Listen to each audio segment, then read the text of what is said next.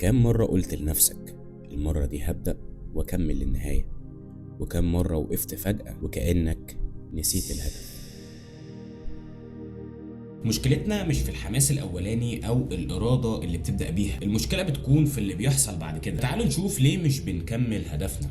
الأسباب ممكن تشوفها بسيطة، لكن حلها ممكن يغير حياتك تماما.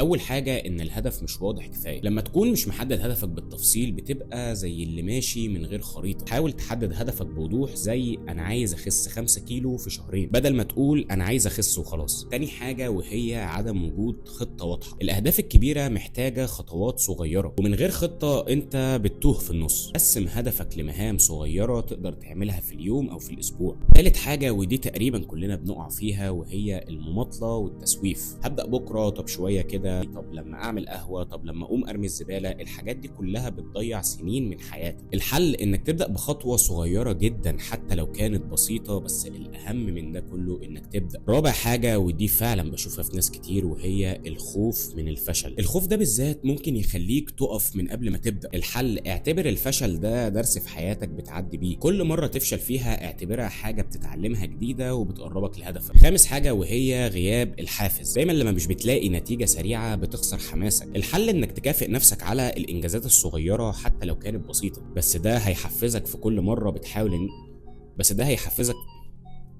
بس ده على الاقل هيحفزك في انك تكمل مشوارك زي ما انت. سادس حاجه وهي الضغط الزياده على نفسك. لما تحاول ان انت تعمل كل حاجه مره واحده بتخليك ان انت تستسلم بسرعه، لان انت بتتشتت ومش بتلاقي النتيجه المرضيه. خليك واقعي وابدا بالراحه، وواحده واحده حاول ان انت تزود الشغل. سابع حاجه ودي اهمهم انك بتنسى انت بدات ليه اصلا. لما بتفقد الرؤيه بتنسى الهدف الحقيقي وبتقف. ما بين كل فتره ارجع اسال نفسك انت ليه بدات وايه اللي خلاك تبدا اصلا. واهم حاجه مش مهم عدد المرات اللي وقعت فيها، المهم تقوم وتكمل الهدف وانت تستاهل انك تحقق